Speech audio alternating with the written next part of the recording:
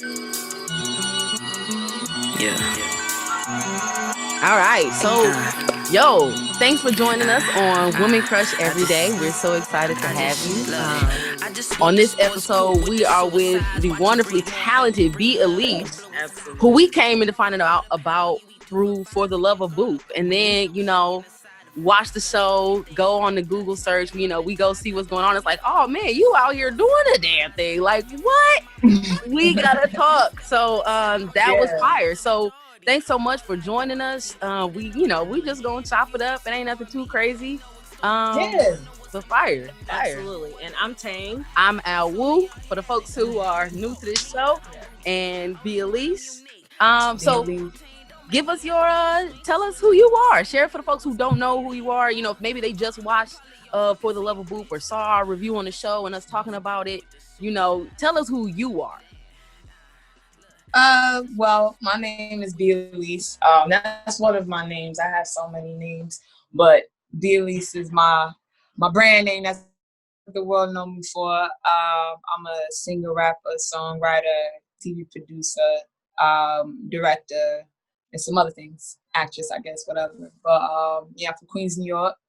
Just an artistic soul, just trying to make my way in this world, And I was on For the Love of Boop, which was an incredible experience. That whole situation, like, it really took me out of my real life, and I really felt like, I was on like a mini vacation a little bit, but yeah. Absolutely. That's fire. Yes. So, I feel like you was about to say something though. Oh yeah. I mean, I think the number one thing we want to know is what happened after the show with Boop. Straight to it. I mean, me and Boop, we cool. We cool. I'll say that. I'll say that much. We cool. Things didn't really like transpire after the show like that, but we cool. She's definitely a cool person. So what I thought was so funny is, and off top, she's like, I don't really mess with dykes and all that stuff like that. And I thought that was so interesting because we had to learn, like, really in DC. I mean, I'm really in New York. There's the way that y'all use like studs and dykes is like it's interchangeable. It's so, but like the world also it's a different sort of terminology. So like I think it's dope that you repping right now with the stud magic shirt on, but like, what is that? Break that down for the people, because I feel like I want to hear it from a New Yorker. Like, what is the difference between studs and dykes? Are you saying it's just whatever? We use it interchangeably. Okay. Like, we use it interchangeably, but you know what you're referring to. If you're talking, I guess it's the content of the conversation and who you're talking to. You know what I'm saying? If you're talking to a lesbian in New York, you'd be like, yo, that dyke over there. Usually you're thinking of a stud.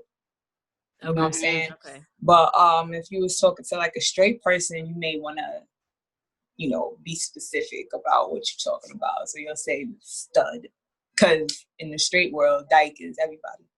So, but yeah, we use that word interchangeably. Me personally, I don't really like labels. I know that they exist. I know that they put me in a label. Me wearing this shirt is represent, I guess, the label that I'm boxed in, but I really don't have a label. Because I don't fit in the stereotype, and I think that's probably why me and Boop connected, because she really doesn't like studs at all, and I didn't know that. Before I got on the show, I did see like an interview that she did, and I didn't even watch the whole thing. I said, I'm not gonna let that psych me out, because I already know that I don't fit in the norms of what a stud is, like the way I think. I just be so off. I just be like, yeah, I can't relate to you, bro. Like, that's crazy. I'm like, nah. So I didn't let that bother me, and I think that helped me in the whole situation, the whole competition and stuff. Yeah, that's dope. It's actually kind of fire to hear, because as we were watching the show, I was kind of curious. I'm like, how curated is this show? Like, how much pre-planning really went in? Are these people coming in authentic? But it's all like you really coming in on some like, yo, I didn't know what the fuck was going to happen. Like, you really came in also like, I didn't know. I just, I'm already a fan of the whole NYGTV, movement. I watched New York Girls TV, so I was already familiar with who Boop was. So I was like, yeah, she fire. You know what I'm saying? Let me see. You know what I mean? I was feeling ballsy that year. So I was like, you just go through it. And I did. I went. What happened was the first audition, and I remember it was on the Saturday. In the time frame, I don't know if I was doing a show, a music video, but it's something else I had to do very important. And I definitely wanted to go to this audition. And they told me the time frame. I was like, can we do like any time, like after that or before that? It's like, nah. So you got any other time, any other auditions? They said, nah. I was like, damn. Then like maybe a week after, week and a half, 2 weeks, they hit me up. Somebody from the production hit me up. They was like, well, we actually have another audition. Are you available from this time to this time? I said, hell yeah. I hopped in the Uber. Like, I was like, I'm about to be there early. I went from Queens to Manhattan, and anybody in New York, that's a pretty penny. You know what I'm saying? So I was there, and, I just went for it. And, I think, like I said, I think that's what made me stand out to Boop. Like, I wasn't really tripping. I said, let me just go for it. When I get in the house, let me just fill out, see how it is, but not just be, I guess, thirsty, like that. Because I already peeped she didn't like that. Day one.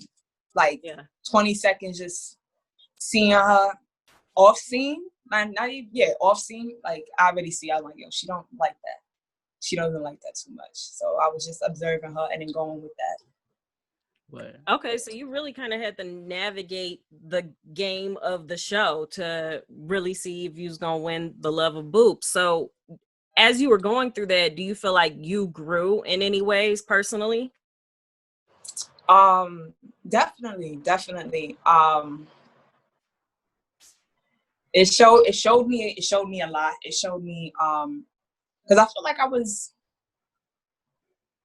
like myself, and as an artist, as somebody that put themselves out there, sometimes you feel like maybe you can't show too much, or you gotta like variate it or something to appeal.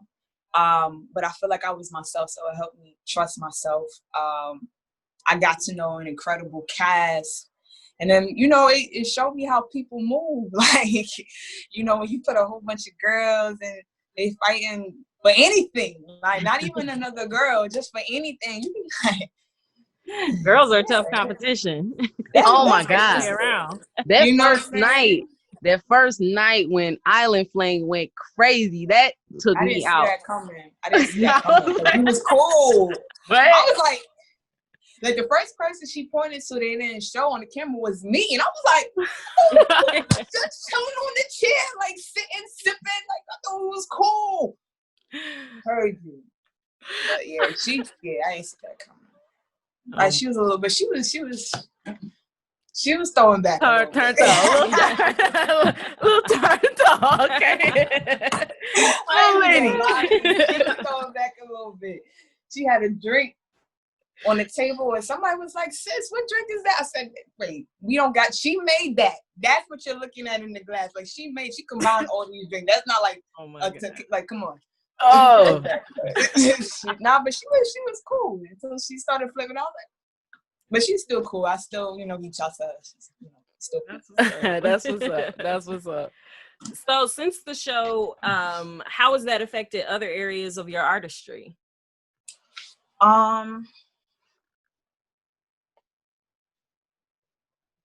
Other areas of my artistry. I mean, it exposed me to different platforms, like you guys. I don't know. You know what? As far as my music, I don't think it's really like. I mean, yeah, it's affected that. Some, get some notoriety from that. But as like production wise, because I also do production. So I was also looking at that stuff too, you know, in between sets, you know, when like the crew, they would like wrap up and I see equipment. So I'm like, what the hell is that? I would literally ask them, what the hell is that? And then they'll break it down to me and stuff like that. And I'm like taking notes, and I'm just seeing how they pulled everything together, you know, how it was supposed to be and how it ended up being, like just taking cues like that. And that definitely helped me in my own production with my own TV show and you know, projects that I have going on. So yeah, that definitely helped me. That's what's up. You dropping gems for people who are like wanting to be in the industry, you know, helping to create content on how you can learn, just get in. Yeah, but I always been like that. I've always been like that. That's what got me to where I am now. I was just always asking. Like even in school, my teacher was like, "Yo, I got this business. You know, me and my partner, we make such and such around." I'm not gonna be like, right. I used to ask myself, "Well, how you do that? Like, how did you get into that business? Like, what is that about?" You know what I'm saying? Because you got something that I want. You right in front of me, like why not? So I always been that way. If I saw a person in the streets when I didn't have access to studios and they had DJ equipment or something like that, I would really step to them. What you do? You got a studio? I bet. I'm trying to do this. And people would really be like, yeah, take my number down. Yeah, okay, cool. I'll fuck with you. So I've always been like that. Yo, thinking of music, like your music sounds great. Like, oh my gosh, everything about like this production is banging. Like this joint banging. You really bring it together beautifully. Like, yo, Thank you. Shout out. Shout out. I mean, tell us a little bit about that hustle and like, you know, how you make it happen and how you like, because you making it happen. I came front. Yeah. Shoot. A dream and a prayer. That's the music. The music side is just so hectic. It's a big headache, but it's something that I want. It's just keep going. Like that's how I make it happen. Just keep going. Connecting the dots, being mindful of what I've done, my resources. Sometimes you forget who you are. Sometimes like, you forget who you got in your back pocket or who you got access to. You be like, I was in this funk for like 2 months. Snap out of it, get it together. So I like to anybody that's like trying to do anything, just keep going because you never know. And if something will happen, you'll see the progress. I've seen the progress. Even when I'm like, I ain't do anything, and you know, I have to really sit down and be like, no, I did. You know, so it's a lot though. It's a lot. Networking is key. Networking, being professional, being respectful, and just making your presence known. That's key. People remember that. Word. Yeah. So being in the music industry, doing production, do you feel like your sexuality has ever intersected with your artistry? Like what Hell is yeah. Hell yeah. I'll be alive. I said no, it does. I think I think it's a lot of stuff. I mean, just me being who I am in life interferes with some stuff. You know what I mean? It's a male dominated industry. So you're gonna have guys that's just jealous of you because you think you're going, you know, you're trying to flirt with his girl, or, you know, jealousy and stuff like that. And then people that don't agree with it, that may not, they don't want to feed into the agenda. I'm like, okay, all right. So it's a whole bunch of annoying stuff that you got to go through, but I try to be positive about it and just be the bigger person and not let it get to me. Like, even I remember what you said, but you know what I'm saying? We still do good business together. So just don't say that to me no more. Let's not have those type of conversations.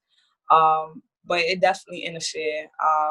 I remember the first manager I was supposed to ever really have was years ago. And it's actually somebody I knew from high school. So we was already cool. Like, we stopped communicating for some years because she disappeared. I guess she dropped out. But then we clicked up like maybe 2 years after, and we was cool. She was doing stuff with Ralph McDaniels, who does Video Music Box, a legendary show in New York. Everything, and she's like, yeah, I'm gonna manage you and stuff like that. But I don't think she really knew my sexuality. I didn't really dress the way I did. I was kind of like,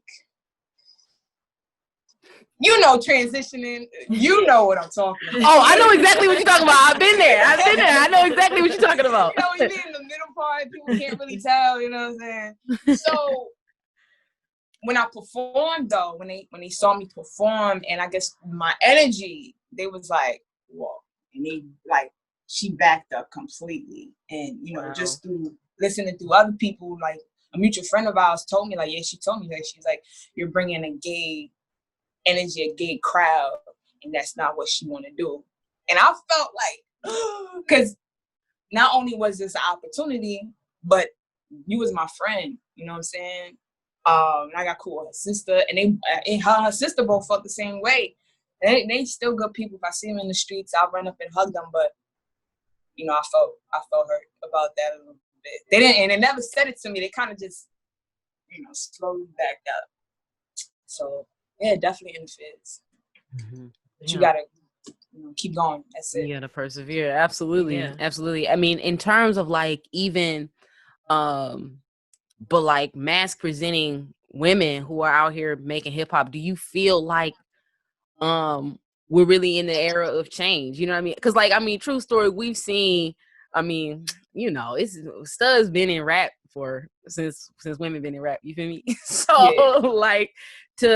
But now we're, we got, I think to have a young and it's like, okay, you present like that's what it is. That's what time it is. Is this like, do you think that this is just like a moment in time, or are we really like opening these doors for folks, who do we present how we present? You know what I'm saying? It is what it is. What's up? I think we're definitely opening doors. If you just look at the time, there's more female rappers out now than it was in the 90s. But then again, if you ask me, there was more versatile in the 90s, which is the like the bad part. Like with all these rappers, it was like 5 of them in the 90s, and that whole cluster is more versatile than this big group. But you can't throw the baby out with the bathwater. It's still more females, and that's still an opportunity. And not even just LGBT. There's more females, period. And yeah, I think this is not just a moment in time. It is a transition that we're going through. But I just want to see more versatility. I want to see more females. And shout out to Young M.A, because I feel like her being who she was, after her, I just saw a real big influx of even more females coming in, just all types. So shout out to Young M.A for doing that, because that definitely set a mark. Right. Yeah. Definitely. Yeah. What role do you think like queer community even plays in like making sure that there can be that versatility in the art world? Providing more platforms. Did you ask me what we can do, or what we're already doing? Oh, just, yeah. What could we do? What would you like to see, even as far as your own art? What kind of things do you want to see produced? More movies, more of our narratives. I don't know the name of the show, but I see the promo of it. There's a show on BT, and I think it's about 20s by Lena Waithe. Mm-hmm. It's like a masculine presenting person in the center of the story. I thought that was incredible. It's so good. Yeah. We reviewed the show. We watched the whole season and talked about all the episodes, and it's a really fun show. I think they renewed it too for another season. So yeah, I think that was so incredible, and I love the fact that the girl was just regular. She wasn't like, I'm a stud, I look like a boy, so I'm hard. You know what I'm saying? Yeah. She was just like, no, I'm just trying to live my life. From the promos, that's how I see it. Like, I'm just trying to live my life, trying to get it together. Help me. I'm out here. I'm trying. You know what I'm saying? It's like, that's regular stuff. And it's showing like, yo, be regular. You know, it's not like a secret way, a different way of living our life. Like, you know what I'm saying? We regular. We raise our kids the same. We love the same. We, you know, have the pursuits, our trials and tribulations are the same. And I really, really admired that. I was like, yeah, I like that. So stuff like that. I'm going to be co-directing a movie, and it's an LGBT movie, and it's about 4 couples, you know, just going out to a getaway, and you just seeing their trials and tribulations. So, you know, just more production, more of our narrative, just more of that. You know? Not just the music, it gotta be all arts all across the board. So it's fire. Absolutely. Same. So tell us, like, I mean, you've been doing music since you were a kid. Were there any pivotal moments for you that you feel like, wow, that really like elevated my thinking on where I'm going with this? yeah. So I started doing music like professionally, putting myself out there like 2 years ago. But before that, I always wanted to do music. So in my head, you know, I went through like different transitions. I think I always wanted to be a musician. I think the most pivotal moment was when I got introduced to Tupac. When I first heard his song, one of his songs, when I was like 8 or 9, I was 9 years old. I knew his face as an actor because my father would watch his movies when I was young and stuff. So I just thought he was an actor. I always just thought he was an actor. And then I saw his face, and I'm like, oh, that's the actor. He rapping, and I was listening to it, and it was actually Changes, and I remember just listening to it. I'm like, I remember I was young. I wanted to go to NSYNC concert, the Britney Spears concert, the Bow Wow concert. Don't talk to me about anybody else, any other people. This is what I wanted to do. Every birthday, every Christmas, anything, that's what I wanted. Yeah. When I heard that, like I sat there, and I think I did cry. What he was saying, it just touched me so much. I cried, and I looked at my sister and I said, I don't want to go to no Bow Wow concert. I want to go to his concert. She said, he died. And I cried more. I said, no. But me getting introduced to Tupac, like, really changed how I viewed music and how I thought of myself as an artist. Because I never heard anybody speak like that, period, let alone on a song. So that was really like, that changed me. Absolutely. That's an epic song too. That's one of my favorite songs, and like, that's I know. Yeah, bro. Gripping. She laughed at me and said he dead. I'm like, you could have said it a little nicer, like, you know what I'm saying? And my cousin started laughing at me. I'm like, yo, I'm like hurt. Like, I want to see this guy in concert. But yeah, that really changed everything for me. How I saw music and everything. No doubt. That's real. Yeah. So if people wanted to like check out your music, what's like that one song you think, if you're gonna hear the first thing from me, this is what you should hear first if you really want to know me as a music artist? That song didn't come out yet. But if you want to see versatility, my versatility, I would definitely say, check out my website, my SoundCloud, Apple Music and stuff like that. But I'm still building on myself as an artist and how I present myself on a record. I'm getting to that comfortable space where I'm like, okay, I'll share myself. I have songs I recorded that's more like who I am, but they're not out, and they're completely different from what is out. So you just want to see like range, just check me out. I'm at, vsdykes.com, SoundCloud, Apple, Tidal, YouTube, just type me in, I'm in. Awesome. Dope.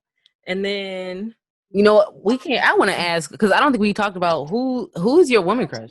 Yes. You know, we asked like, yeah, okay. So on the show, this is what we do on every episode. We rank all of the shows that we talk about from a scale from Katy Perry to Janelle Monáe. It's how gay is it? Yeah. Is it Katy Perry, which is not you know, gay, she kissed the girl, gay. She liked it, whatever. She's gay. She's totally gay.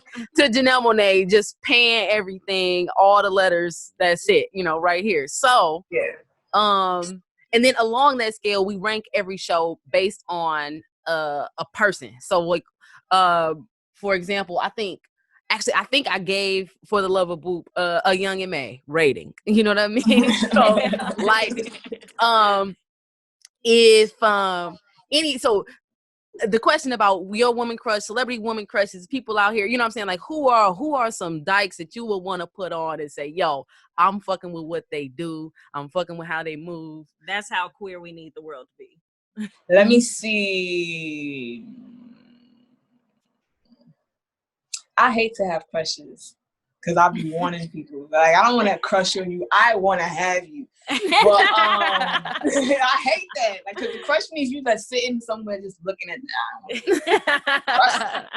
But who I got a crush on? I got weird crushes. I like older women. So I was you already know. You said anybody, like celebrity, anybody. Damn, I really don't be. Damn, y'all don't know people. Damn, y'all don't know some of these local artists. So damn, that's okay. You can shout them out, put them out. You know, look them up. You know who I think is bad? I think Nia Lee. Is that what they call her? From Love and Hip Hop. I think she's bad. I think I like Jessie Woo, but all the girls that I like are like super straight. Like Jessie Woo. Oh shit. I think she's cute. It happens, you know. Is that a problem in personal life too? Are you going for straight girls? Hell yeah! You ever meet somebody, you be like, she's beautiful, best personality, like but she, you know, like she really straight. And then you got somebody that's lesbian, you be like, what the hell is wrong with you? Why you can't be like her? Like, not even hang out, swap personality. Like, hell yeah, that happens to me. But yeah, I don't really have a lot of crushes. I like Rihanna. I think Rihanna bad. Rihanna I would never wife though. I would just fuck around with her. I'm not even gonna lie. It would be a mutual understanding. Why not? Why you wouldn't cuff Rihanna? Why not? Because I just feel like she a Pisces. I don't know who. I don't want to offend no Pisces. Everybody's a Pisces. Tang is a Pisces right here. Tang that's Pisces. Okay. I'll gladly wife Rihanna. March. February. You all right though? Yeah, it's something about February. I'm telling you, I agree. It's the February ones. I'm not gonna knock my fellow Pisces, but I have heard that before. It's the February ones. The March ones, they're the ones you could hug. Like they just as sensitive as the other Pisces, but you could hug them. Like I feel like you could talk to them. The ones in February will bite your head off. Like they so sensitive. They just get volatile. I'm not doing that. Like I'm not. They just nah. I don't want you to go back any flashbacks. Right. Dark we're not gonna take you there. We're not trying to trigger you. Nah, no trauma, but nah, I'm not dealing with a fight. I just crazy. What's your sign? I'm a Taurus. Okay. That's what's up. That's what I was okay. Because usually I either get they what's up or Tauruses are crazy. Not. I only know one, and that one was crazy. But you know, I'll say that I had no Tauruses mess my life up. So I have like some bad stories with some Geminis. You know what I'm saying? Like I have bad stories with some Aquarians. So I have no bad stories. The Aquarius is the trauma one. Yeah, that's what I'm saying. Like, the Pisces, I saw what it was, and I got the running. The Aquarius. You feel me? That's what I'm saying. They the ones I'll be like, yikes, nah, I'm not messing with you at all. But yeah. I fuck with all sides though. I give everybody a chance. Yeah. But once you start doing stuff that reminds me of the other signs, of your other fellow sign members, you out. Deuces. I'm out. Yeah. So yeah. Word. Dope. So what do you have coming up next? Is there anything people should be looking out for? Yeah, definitely. Well, I just released my latest video called LeBron. It's doing numbers. It looks good. But, yeah, we're looking to hit 19,000. Just want to get it up. Fingers crossed for 100K by like fall or something like that. Like I said, I'm co-directing a movie. It's called, I can't say the name. I can't even tell you anything. But just know I'm co-directing a movie that should be coming out, and it's gonna be produced by. Have you guys come across the web series Love and Lesbian New York? Yes. Mm-hmm. Yeah. So their production. So I'm gonna be helping them out and stuff like that. I'll be co-directing a movie that they're doing. So I'm excited about that. Dope, that's gonna be in Pennsylvania. The locations are beautiful. The cast that we already have is beautiful. The script is amazing. So definitely look out for that. All right, that's what's up. Oh, I did want to ask, what's been like your favorite piece of like queer media? Like, it's so many web series out. You say you watch New York Girls TV. Like, do you have some faves out there? Yeah, New York Girls TV, Love and Lesbian. That's about it. I like The Circle. There's a series called The Circle with a whole bunch of queer guys. It's a fly show. It's about entertainment basically, and everybody chopping everybody's head off basically in that world. So I watched that. I watch a lot of like vloggers, like LGBT vloggers, like hear what they gotta say, like when they do the how do you know if you're a lesbian, those perky videos, and how do you know if your girl is cheating on you, and how do you know if you gave her good head, all those type of videos just to laugh. So yeah, that's what I indulge in. I don't really watch too much TV, so I need to get on that 20s though. So yeah, definitely watch 20s. I need to get on that. I don't really watch TV, but yeah. When does that come on? Is it still airing? They just wrapped up in I think early April they wrapped up. So it'll probably be, I hope, just a year. I don't know. This COVID thing done changed everybody's production schedule. COVID's messed everybody's schedules up like crazy. Yeah. Being in New York, you like right at it too. Like everything's open back up. And what's the deal? Actually, what's the scoop on what's happening in New York with COVID-19? I'm just as cautious as I was 2 months ago. I mean, I don't agree with it because numbers are coming, spiking back up. It's just, you just gotta be safe. Make sure you clean and stay sanitized and all that stuff. I don't agree with it. I'm not with it. I haven't gone to no mall. I ain't with it. You know what I'm saying? I'm good. Staying safe. Yeah. Staying safe. Yeah, we out here staying safe too. So Detroit got hit. This zip code right pretty here tough. Got hit the hardest. Yeah. So, yeah. Yeah. And you gotta be mindful because I had a friend of mine's passed from COVID. So I'm sorry. Yeah, he lived not too far from me. So yeah, you gotta be very mindful of that. So yeah. We definitely had some losses here, but happy that we've stayed safe through it. Tell me about it. And trying to continue creating in spite of this has been like, it's really interesting. I think so many people tell you like, keep going, keep creating, do all this stuff. And it's like, it's a lot going on in the world right now, bro. It's a pandemic, bro. So it's like, shout out to the people who are able to stay, pumping out content. But sometimes you just gotta like, look, just take some peace, and refocus and reset and really use this time to figure out, okay, how am I really gonna go hard after that? So. And it really is a struggle. I've had my ups where I wasn't doing anything, and I had my moments where I'm like, nah, I gotta do stuff.